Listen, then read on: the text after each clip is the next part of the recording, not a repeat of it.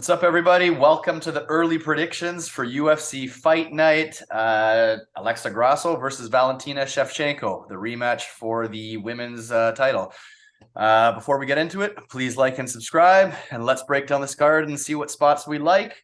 First fight of the night, we got Josephine Knutsson versus Mann. This looks like has all the potential to be an extremely boring fight, to be honest. 6-0 versus 6-1. Tons of decisions. I think out of the 12 wins, 10 of them are decisions. So I think you're looking at a long, probably boring fight. Josephine minus 450, Mann plus 350. These women's fights, you can't trust these big favorites. I mean, sometimes things go wrong. I mean, Josephine should win this fight 100%, but I'm not betting on a low level fight at minus 450. So I like the overs, but I won't be betting it. What do you think? Well, Josephine's got the better skills, pound for pound. She's probably the better striker, technically. Probably a better grappler too. But I got it minus 550. Now that's like put that into context of so yeah. Disclaimer: Josephine is the better, more well-rounded MMA fighter from all what I've seen in any videos or any highlights. Plus, they're very hard to get a little, the footage on these girls. It's kind of tough. So whatever you're seeing is some shit promotion and some shitty video. But she should be the better one. But minus 550, what? She's as good as Valentina Shevchenko is. She's as good as Amanda Nunes is. Because those are the girls that get minus 550, right? Not Josephine Knutsson. You know what I mean? And now, if there was some finish equity on her, I might lay it. Josephine Knutsson over 1.5 would probably get you like a minus 200, which is, if you really thought she's going to win the fight, would put you in better odds anyways, because the chances of her getting a decision is probably like 5 out of 6, because that's what she's done. But yeah, I'm not going to lay that on a decisionator, that's for sure. And Mann's not that good. I mean, I wouldn't say she's good at all. But plus 410 is the spot that you would probably want to lay. Yeah, I mean, I can't get behind minus 550 unless you're a fucking finisher or one of the best women fighters out there. So I don't know much about her. And you can't really find anything about her. So. All right. Next fight of the night, we got Alex Reyes versus Charlie Campbell. Reyes coming in at plus 300, Campbell minus 400. I know these are not big names, but one thing I can tell you is these guys are both finishers. I think this is going to be something that you're not really paying attention to, or like the casuals who are like, I don't know what the hell this is. Then all of a sudden you're like, whoa, look at these guys. These guys are going to bang. They're going to bang it out. They're both finishers. I think you're looking at a Charlie Campbell knockout here. I mean, I think Campbell's going to knock him out. Yeah, I'll probably be sprinkling that once the props come out. I'll see what that drops in at, but I don't need any money lines here, because whatever side you're on, it's going to be a finish. What do you think? So, looking up Charlie Campbell there, the only thing you really get to see is Chris Duncan knocking him out in the Contender Series pretty damn quickly too. Don't take that for granted though. Kind of look at some of his other stuff. So yeah, he's a finisher. Yeah, he's well-rounded skills. And yes, he's fought up to June 2023. So what's the other guy's name? Alex Reyes. A little short story. It's Dominic Reyes' either little or older brother. I can't remember which one it is.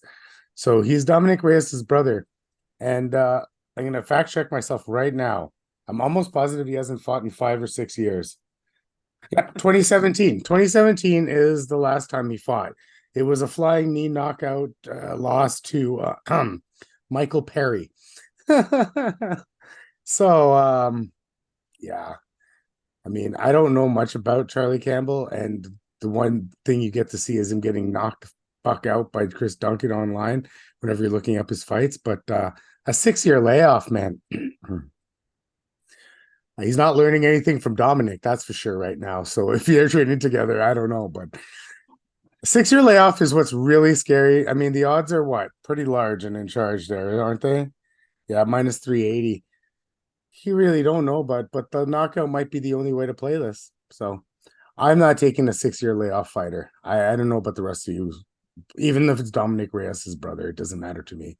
Minus 380 still pretty death-defyingly gross to bet. So if you're KO first round, probably, right? How do you see these guys have the cardio to get anywhere farther than the first round? I don't see a Reyes doing anything anymore, right? So I'm assuming they train together because it's not working for Dominic. I don't see if it worked for Alex. So that's just an assumption, folks, though. That's just an assumption. Hopefully he's got a better chin than his brother. It's either that or when Dom actually got that shitty loss to John Jones, it really took like the life out of it. It looks like it sucked the life out of him. So I don't know. But 6-year layoff is the real big red flag, right? So what's he been doing in 6 years, man? Has he been training for 6 years? I cannot see him be training hardcore for 6 fucking years and not fighting once. No. And not even regionally, right? So, like, yeah. No, What kind of skills does he? He needs the money, man. And what kind of skills does he have? He's probably got that football takedown. That's about it. And yeah, I just can't get behind it. That's all. All right. Next fight of the night. I can't believe it's only the third fight in. I think this is a good fight, or very relevant at least. We got Tracy Cortez versus Jasmine Jasudavicius, however you want to pronounce it. Hard one. That's our hometown girl from Niagara Falls. Not from Niagara Falls, but Canada. This is honestly a high-level grappler versus a high-level grappler. Tracy, I'm surprised, is coming in as the favorite here. I get that she kind of had more momentum a couple of years ago, but she's been totally inactive. She pulled out of her last fight due to like a relationship issues or something. I think they called it personal issues, but it was something to do with her and that Brian Ortega or something. I don't know, man. I don't know. I don't know if her headspace is right. And I know I said that about Rose a couple of weeks ago and I was getting blasted for that, but it's just the truth. You go through certain things in life, certain emotional events, and I question whether you're all in or not. And on top of that, I think Jasmine is a dog. I think she started her career strictly as like that wrestling standout. Like I said, she was a Niagara Falls wrestling standout, whatever. But she was very, very one-dimensional. So she started kind of shaky. She didn't look the greatest, but she has a serious dog in her. This girl is super competitive. She will be 100% ready to go. She is here to win. She's starting to put it all together. At dog odds, I like Jasmine. And Tracy also likes the grappling, and I don't think her grappling is going to work against Jasmine. So I just think this is a bad matchup. So I will definitely be playing the underdog myself. And I mean, I get it. Tracy Cortez looked great years ago, but still, I am definitely on Jasmine here. And it's probably going to be an over. Like, I don't think it's going to be like quick, but I think she's going to be dominant. What do you think? So I went into this, we talked about it a few days ago. I went to this thinking, oh yeah, I'm gonna pick Tracy, right? And then I did the tape study, did some due diligence on this, and I don't think I'm picking Tracy at this point. So like I looked a little back into what you were talking about, personal issues. Her and Brian Ortega broke up. There's no real like reason out there why they broke up, but one can draw some conclusions. Not a big deal, but it messes with your headspace because they just bought a house together and all this good stuff the relationships go through. And yeah, headspace is a big thing. And yeah, you got blasted, but whatever. I said the same thing. Like, this is fighting, folks. If your head's not in this, you're gonna get blasted. This isn't baseball, not basketball. You don't get a game off. We'll get them next time, guys. Like, no. You fight 3 or 4 times a year. You need to be psychologically, mentally, and physically ready for that. And, all 3 of those things have to be working at the same time. On top of which, like you said, she's a grappler, Tracy. Jasmine's a grappler. What happens when 2 grapplers fight? Usually it's a stand-up battle. Tracy's stand-up is absolutely horrendous. Yeah, she throws ghost punches. She's not technical at all. It's very sloppy. Now, Jasmine, you can say, oh, she started off sloppy. She looks kind of sloppy. She's not sloppy. She's tightened it up a lot. Now, look at that Maverick fight last time through, right? So that Maverick fight, I think she only needed 1 takedown. or two. She didn't even take her down all three. She was just dogging, beating her like a dog. You know what I mean? Because yeah, you should constant pressure in her face. All those things that Tracy can break. To be honest with you, there's finish equity on the Jasmine side, zero finish equity on the Tracy side. The overs aren't as rampant as I usually would for a women's fight because I think Jasmine can overwhelm her because Tracy again isn't in the headspace, right? So yeah, I like the dog here. And yeah, I do like the over sort of, but I do like the dog. And if there is going to be a finish, it's going to be Jasmine. And don't try to tell me that Natalia Silva took down Jasmine because Jasmine was worried about Natalia Silva actually knocking her face off. She ain't worried about Tracy Cortez knocking her face off. She was worried about Natalia. So then it opens up the ground game. If all you do is shoot ground and you have no striking, yo, she's a world-class wrestler. I saw her accolades. I read up about it. So no. And I've seen it full force in the UFC. So I'm with you on this. You changed me. I took a deeper dive into it after we talked. And yeah, Jasmine's my pick. All right. Next fight of the night, we got Edgar Chairez versus Daniel Lacerda. Chairez is coming off that crazy fight with Tatsuro Taira, where he caught him in the submission right at the end, man. If that fight was like another, I don't know how much longer, he might have he might have shocked the world. Who knows? Either way, if you look at their records, interesting enough, both of them. So hold on, one of them has 10 wins, the other has 11 wins. All finishes. They've never won a decision. Both of them, both sides, all finishes. So I don't know. Are we going to get a finish here? I think this is more of a grappling match than a striking match. But give me Chairez to maybe snatch the submission. I mean, statistically, it says there's going to be a finish, but I don't know. Yeah, give me Chairez winning, utilizing better grappling. What do you think? I mean, Lacerda is what, 0-4 in the UFC, right? So you can't look at that at face value and be like, oh, this guy sucks. I pick Chairez. I mean, I think I'm leaning Chairez, but not as much as people would lean. You know, it's not one of my stronger takes on the card, to be honest with you. Now, Lacerda, if you look at all four of those fights that he lost, at some point in that fight, he was winning. At some point in that fight, he was putting it on the other guy. Take that CJ Vergara fight, for instance, the last one.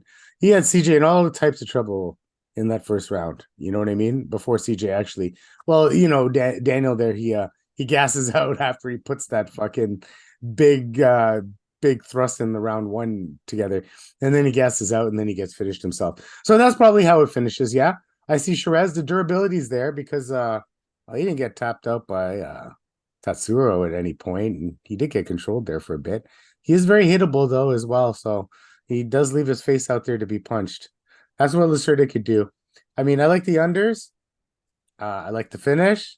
I lean to Chairez, but I don't count out Lacerda because I won't count him out. It's not one of my bigger takes. I lean Chairez for pick's sake, but I wouldn't be surprised if he gets finished by Lacerda. All right. Next fight of the night, we got Roman Kopylov versus Josh Fremd. I think this is a good fight, to be honest.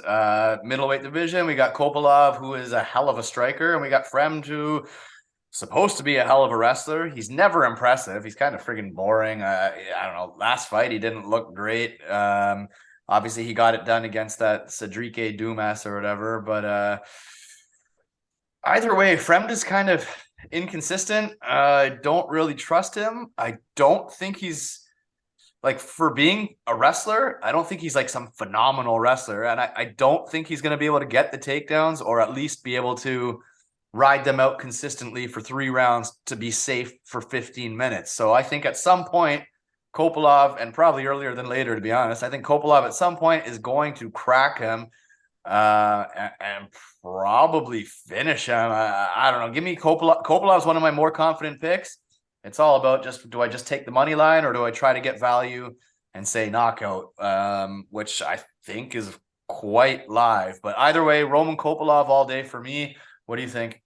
I have Kopylov all day. So his first 2 fights were lost to Carl Roberson, a loss to Albert Duraev, and it looks like he's changed and turned the corner at this point. So he's ripped off 3 wins in a row.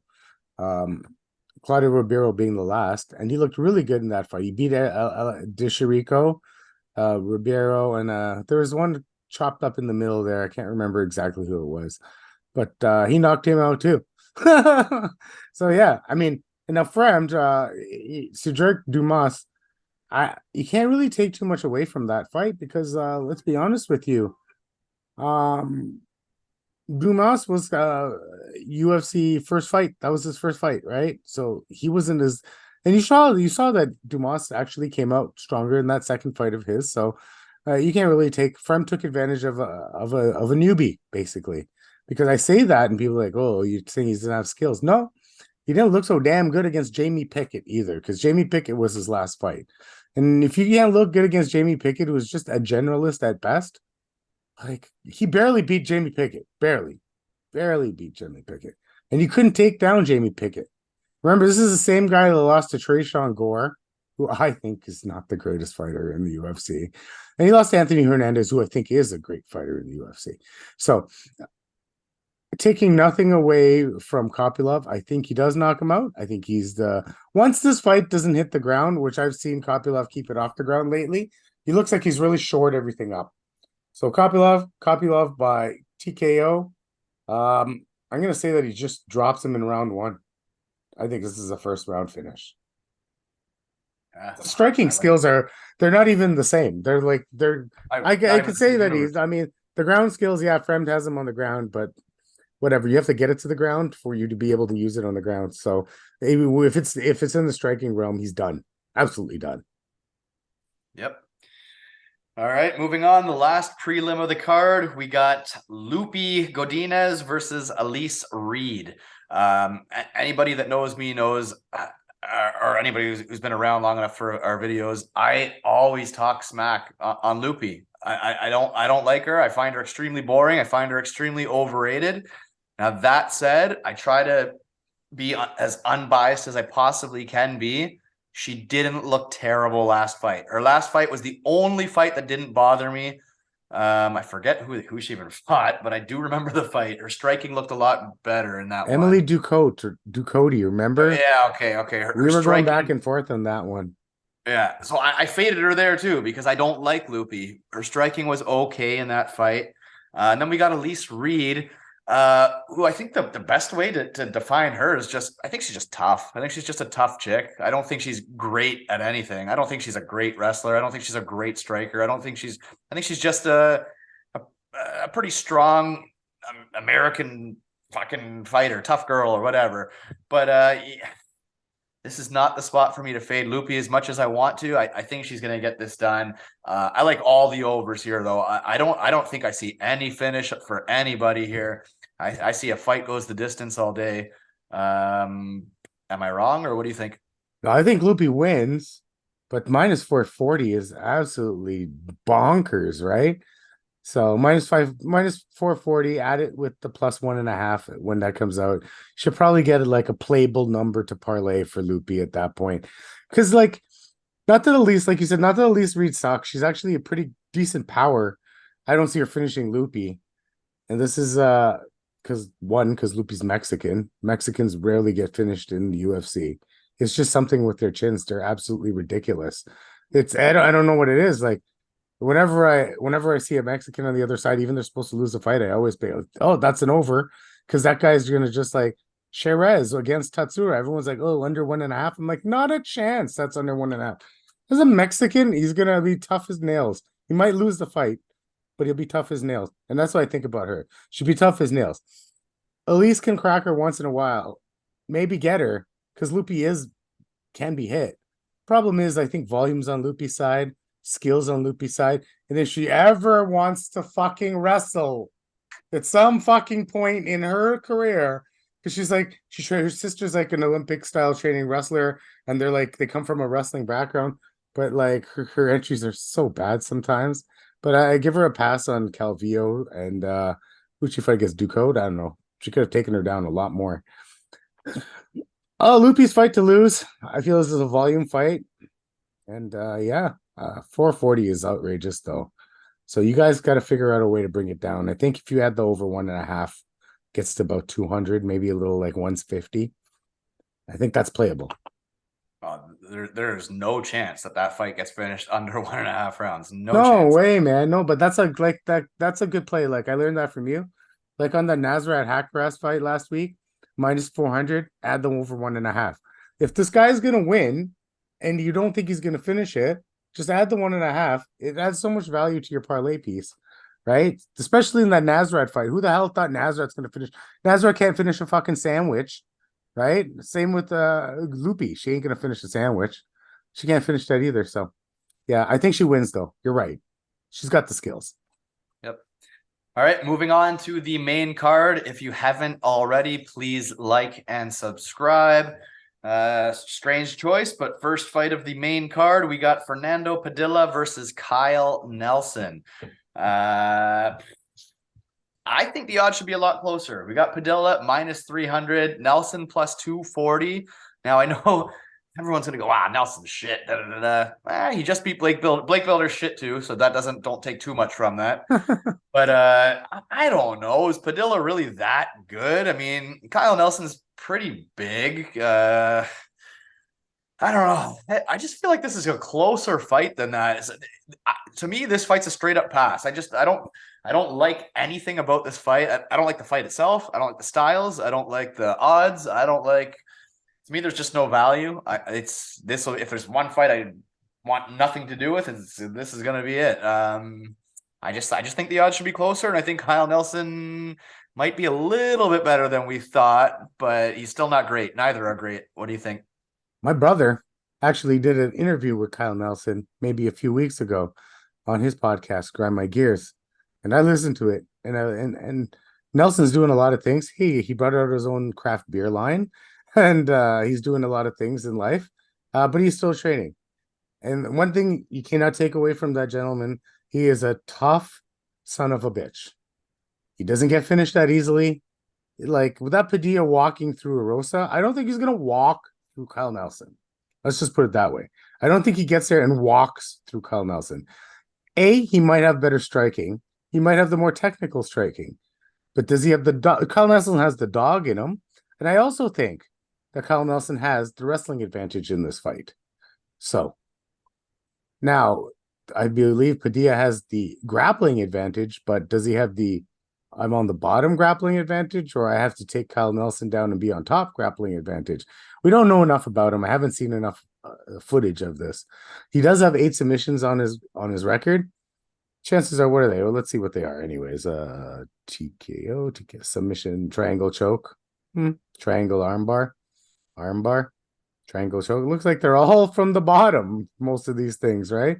So he does look like he can go from the bottom. Now, Kyle, I think he can get him down. I think this fight is way closer than the -300. And I also think this is a pass for me as well. If there's a finish, I feel like Padilla finishes Kyle Nelson. But if it goes to decision somehow, I also think that the 4 losses on Padilla's record are all by decision. So I don't like this fight, but a Kyle Nelson by decision, when those props come out, could pay pretty fucking good, man. Could pay pretty good. Like, what is he now? What is he? What is Kyle Nelson just to win? +240. Oh, so what's the decision gonna be like? +600? Well, I don't know. I've seen worse. And we're basing this off of Padilla coming in and starching Julian Erosa. Who cares? Like, it doesn't matter. I know he's the better technical striker, but like Kyle Nelson is like a step up in durability. And I feel like this is where the wrestling for Kyle might come in handy here. So if you see him grapple heavy and he's going to try to take down Padilla to stop the getting starched on the feet, I don't know. Kyle Nelson by decision is not a bad look. I can see it happening, man. I could. Moving on, next fight of the main card, we got Daniel Zellhuber versus Christos Giagos. I got Daniel by knockout here. I really like the kid. He cracks. He has a lot of knockout wins. And Christos, however you pronounce his name, he's been knocked out before. He's not great. He's kind of the definition of mediocre. We've seen him many times before, and he's never impressive. At least to me, he's not. So give me Daniel by knockout. He's sitting at -275. But like I said, there's no props right now, but you're going to get value or much better value on the finish. Hopefully, I would assume should be close to even if you take that.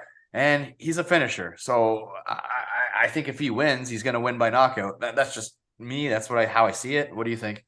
Well, Zellhuber was came in with all that hype, right? He was supposed to be the next best thing, and then he got beat by Trey Ogden. But he got beat by Trey Ogden. Like, Trey Ogden's not bad, right? Like, Trey Ogden's a decent fighter. Trey Ogden used fight IQ to beat him. And that was his first fight in the UFC. What do we always say about guys that come in the UFC with all that prospect, all that hype? The first fight's the toughest fight. It's always going to be the toughest fight, bros. So, you know what I mean? I'd take nothing away from Trey Ogden in that fight. Lando Venata was his next fight, and he came and he put on a decent show. I would say a great show against Lando Venata, right? And Lando ain't shit, man. You know what I mean? Like, Lando's not some kind of scrub. This is the same guy that almost had Tony Ferguson out there in the prime of Tony Ferguson's career, right? This is a guy that has fought the best of the best. Charles Jourdain, Bobby Green, Yancy Medeiros, Mike D. Casey, just to name Matt Frivola, Drakkar Close, right? You know what I mean? Bobby Green, like, twice. John McDessie, Tony Ferguson, like, you know, he went out there and he actually styled on a guy that has a lot of UFC experience. A guy that could have taken him down, has the wrestling advantage. Daniel fought through that and still styled on him. He is the better striker in this match. He's the better technician on the feet. And once he doesn't get wrestle fucked to the ground by Giagos, who only has about 1 round of cardio at best, he should win this fight. Hands down, he should win this fight. And don't get some recency bias that Christian Giagos just knocked out Ricky Glenn. Let's just remember how old Ricky Glenn really is, right? And how long he was off and all the problems Ricky Glenn always had, right? You know what I mean? It's not a very good. This is a young prospect that showed that his first fight in the UFC was not the way he's supposed to look. He is a striker, and I think he's going to style on Giagos. Second round knockout is my call on this fight. Yeah, I agree 100%. All right, moving on. We got the featured fight. We got Raul Rosas Jr. versus Terrence Mitchell. This is fucking crazy to me, man. Like, we got Rosas Jr. coming in at -700. That's insane. This guy just lost, was just kind of exposed to a degree. And then you got, yes, Terrence Mitchell is shit. That Cameron Simon fucking ran right through him last fight. But I think Cameron's a better fighter than Junior here. I think Cameron Simon's a hell of a fighter. More well-rounded for sure.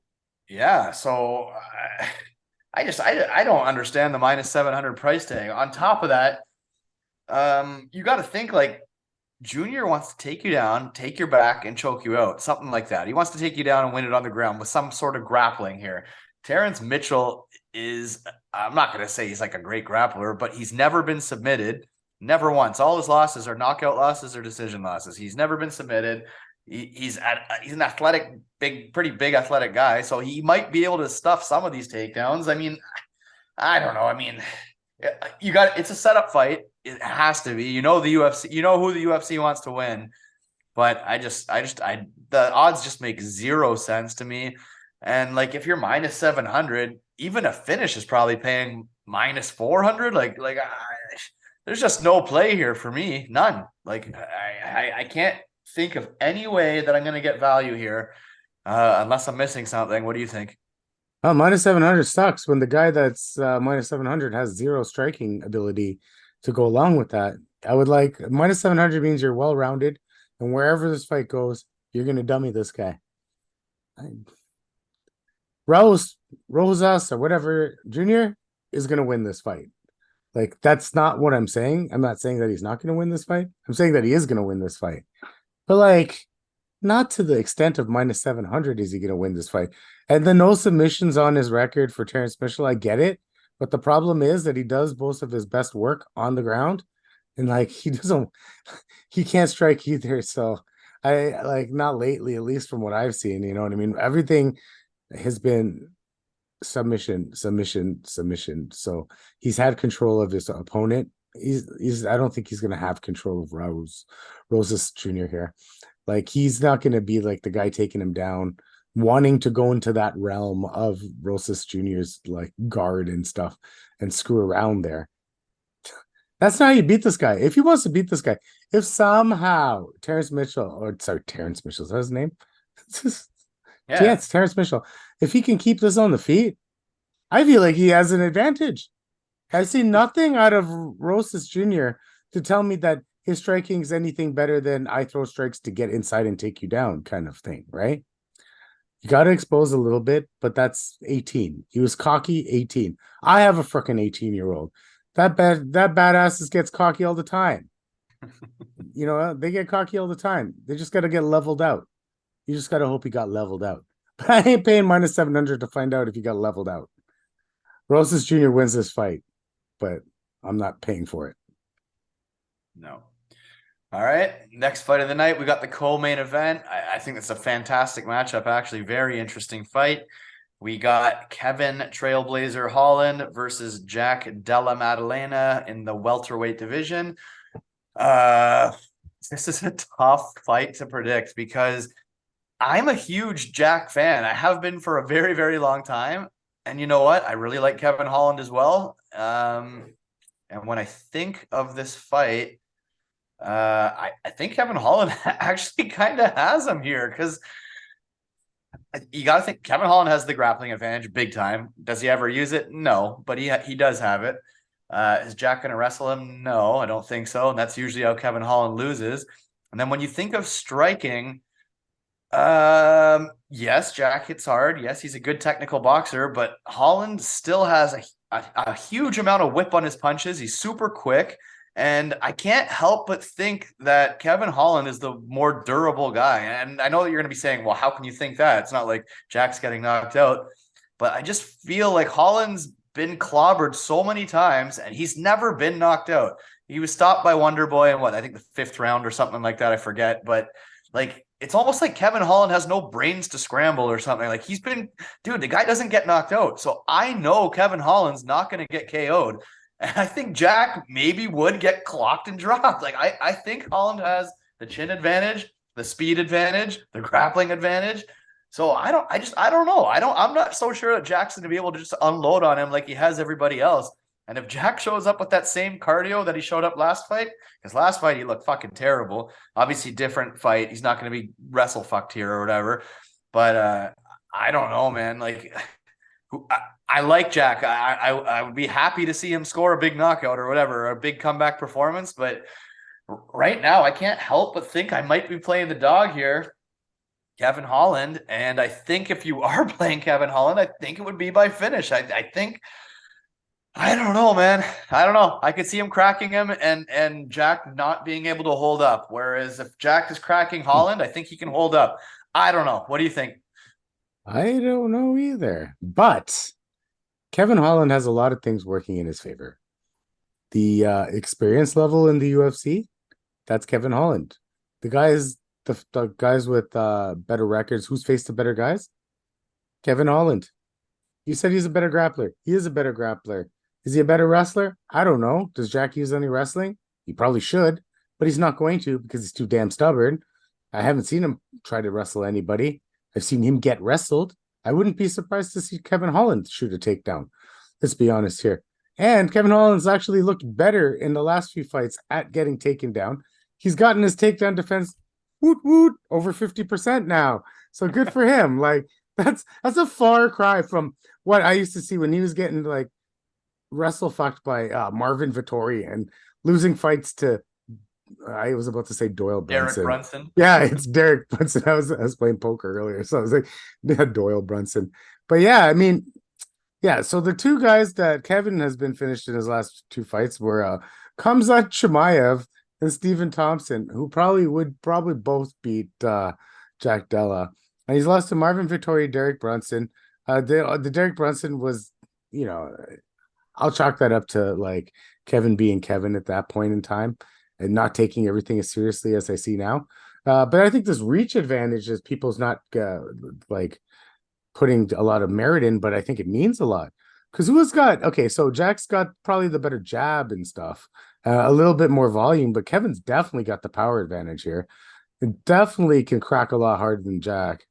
So, man, if Jack doesn't wrestle, I find it hard. He's going to be on the end of a lot of Kevin's punches, right? And he's going to be trying to reach Kevin. That's where I think, right? And Kevin's not going to shy away from Jack, and he's going to crack. I think Kevin Holland by finish is like right on the table here, but Jack Della by finish on Kevin Holland isn't on the table. You know what I mean? I feel like, okay, so if Hafes didn't tire in that last fight and kept up the pressure on Jack Della, he probably loses that fight, right? Kevin Holland's not going to tire like that.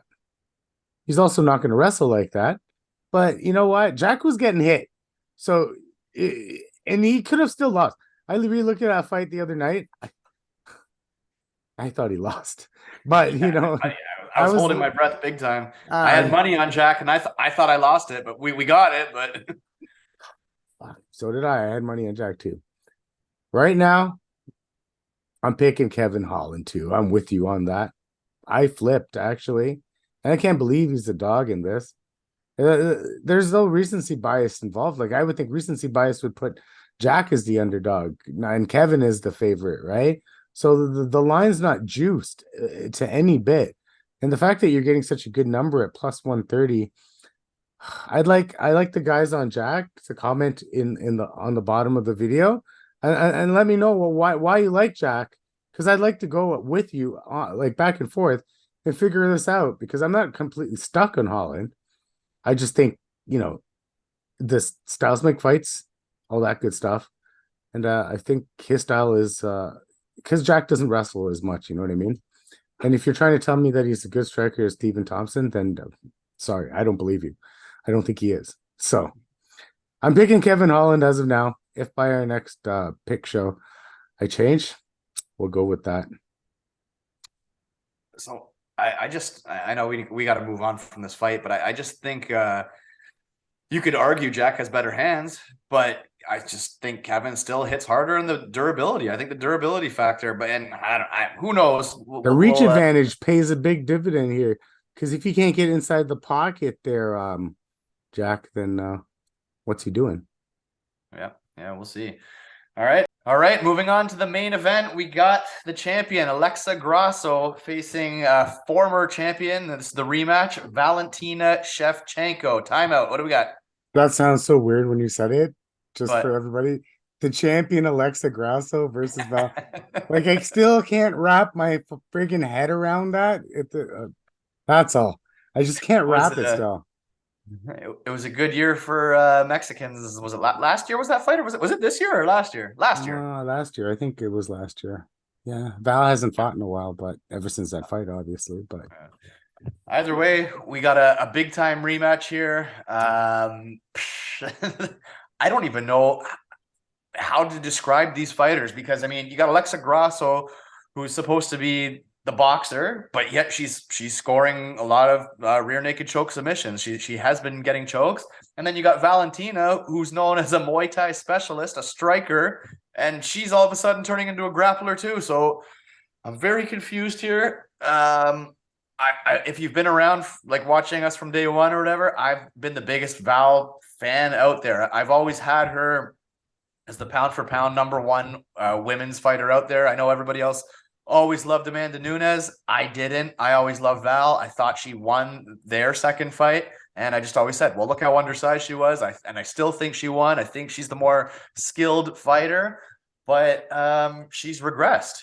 She has regressed, in my opinion. I mean, hey, age catches everyone.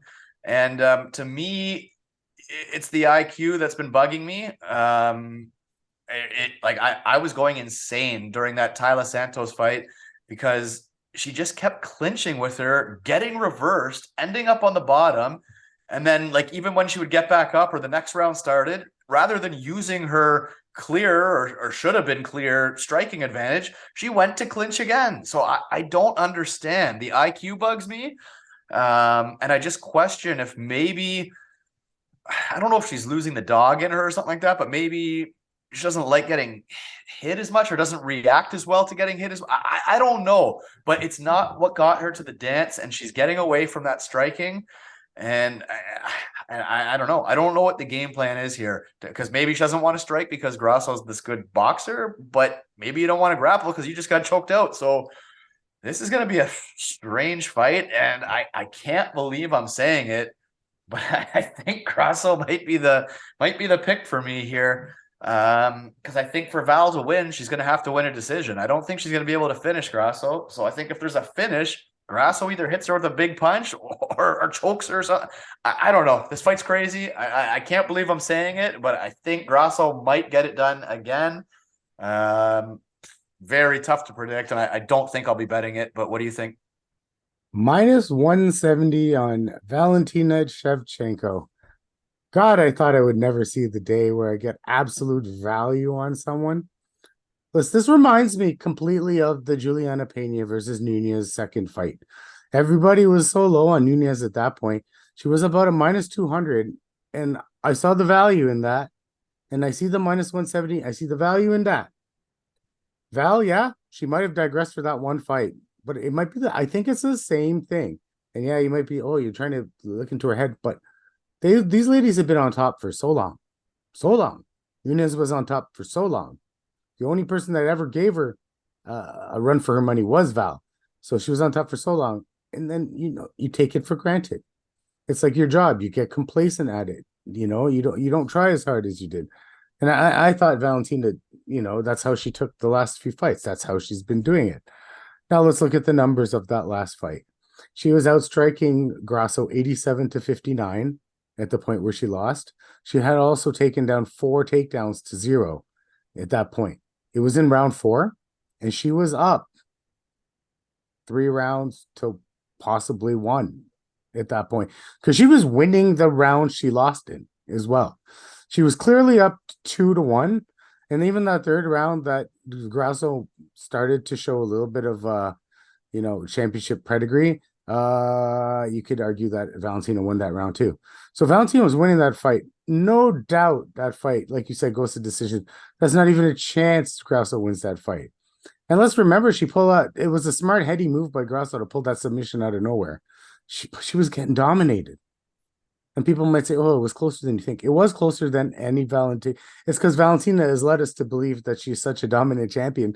Yes, that is closer than, if fight was closer than show dominating. But like the numbers speak volumes. 87-59, 4 takedowns to nothing. She wasn't losing the fight. She lost the fight because, the IQ thing. But maybe she got complacent. Oh, Grasso can't do that. That's the way I think the attitude was. So, if it's just a head thing for the champ, she's still the champ. In my eyes, she's still the champ. I'm getting minus 170 on her. Damn well am I going to lay the minus 170 on her, because I feel like she's the second best woman fighter of all time. You can fuck Ronda Rousey and all those other girls that came before her. No, it's Nunez versus Valentina. The only reason Amanda's ahead of her is for the head-to-head wins, even though I think she lost the second fight as well, personally. But a win's a win. It is what it is. John Jones has a loss because he hit Matt Hamill with 12-6 elbows. The book is the book. Yeah, but I'm not going against Val here. I thought she was going to win that first fight, and she was winning that first fight. I can see where you think, it's the changing of the guard, but it's not fucking Grasso that the changing of the guard is good. It's going to be someone more dynamic, right? Go ahead. Yeah. Full disclosure, I think the 2 girls coming up, I think will both beat Grasso. Like, it was Aaron Blanchfield and who's the other one? Is it Fioret or somebody else in that division? Firo? No, Firo, yeah. I think they would both beat Alexa Grasso, to be honest. No. That's why I'm sticking with Shevchenko. I love the odds. And anyone that says that's not good value is go look at her last 6 fights, guys, and tells me what the odds were on those fights. Then tell me you're not getting good value on Valentina at this point. If you think she's lost it, then go ahead, do whatever you want. I don't think she's lost it. I think she made a bad move. And the bad move Nunez made when she took Pena not seriously in that fight, thinking that she was just going to run over her, not knowing that, Juliana Pena is durable and you have to watch your P's and Q's. And, And it's the same thing here with Shevchenko. She's got to know that Grasso is heady enough to grab a hold of a neck or an arm or something and just don't leave shit dangling. Because you're going to win the fight if you don't leave shit dangling. She ain't going to knock her out. I don't care what you say. Yeah, you know she's a Muay Thai striker. Grasso is a striker as well. But she doesn't have the pedigree of striking that Valentina has. And Valentina does own the wrestling part of this whole thing, right? And I wouldn't even say Grasso is a better grappler than Valentina at all either. Valentina made a mistake. And I'm going to stick by that. She made a mistake in a fight that she would have fucking clearly won if another round happened. So I've talked about it enough. I'm going to Valentina. She's one of my strongest leans of this. I don't give a shit about the championship. She's one of the strongest leans. I know I should probably just leave main events alone. Main events have been killing me. Goddamn Izzy. What the hell? I don't even know why I even tried to do that. Added that same game parlay onto my ticket. I should just left it. But I got greedy. Like I said, right? But whatever. I'm going to Valentina. I'm going to play her decent on my bigger 2 or 3-legger. So it's probably going to be her and some sort of Kevin Holland play of some sort, probably. Kopylov.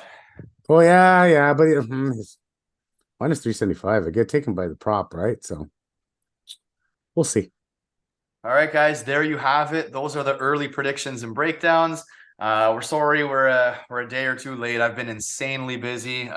Kids sports tryouts and stuff. After this week, I'm done. So we'll be on track. We'll be back to regular. We will still drop a Thursday show with our bets and props because you know what, the props come out tomorrow, so we'll find some more spots. Again, like, subscribe, drop us a comment, let us know who you like. Let us know why. Anything you disagree with, we'll look into it. We'll get back to you, and we will definitely see you Thursday night with our best bets. All right, guys, have a good one.